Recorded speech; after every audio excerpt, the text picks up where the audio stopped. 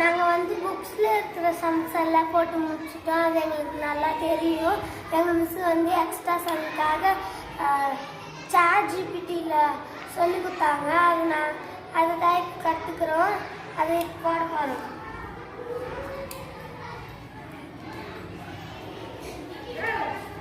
இப்போ நான் chat ஜிபிடியில் question கேட்க போகிறேன்.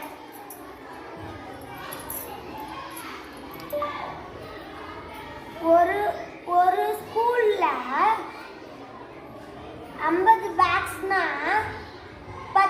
500 ஸ்கூல்ல எத்தனை பேக்ஸ்? Translate in English. நான் கேட்ட கொஸ்டின் வந்து இப்போ வந்துருச்சு இங்கிலீஷ்ல. அதை நான் படிக்க போறேன். If a school has 50 boxes, how many boxes are needed for 500 schools?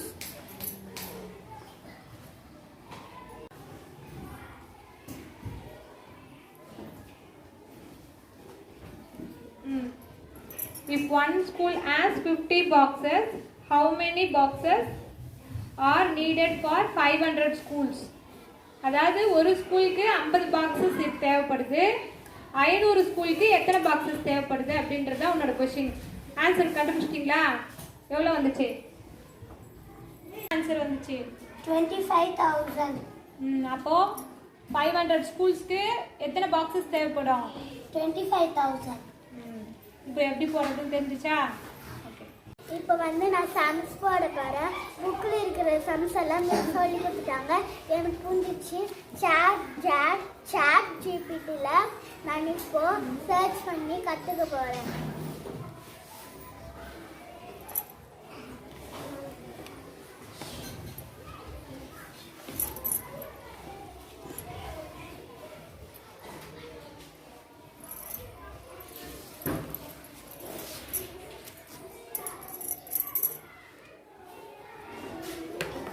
கூகுளில் போயிட்டு நான் சர்ச் பண்ணிட்டேன்.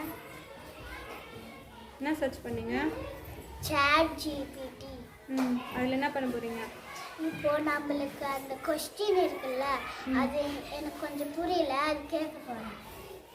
கொஸ்டினை நீங்களே உருவாக்க போகிறீங்க இங்கிலீஷில். அதுக்கு நீங்கள் ஃபஸ்ட்டு என்ன பண்ண போகிறீங்க? கேட்க போகிறேன். ஒரு ஸ்கூலில் 4 சேனல் இருந்துச்சுன்னா அதே 1000 ஸ்கூலில் எத்தனை சேனல் இருக்கும்? Translate in English.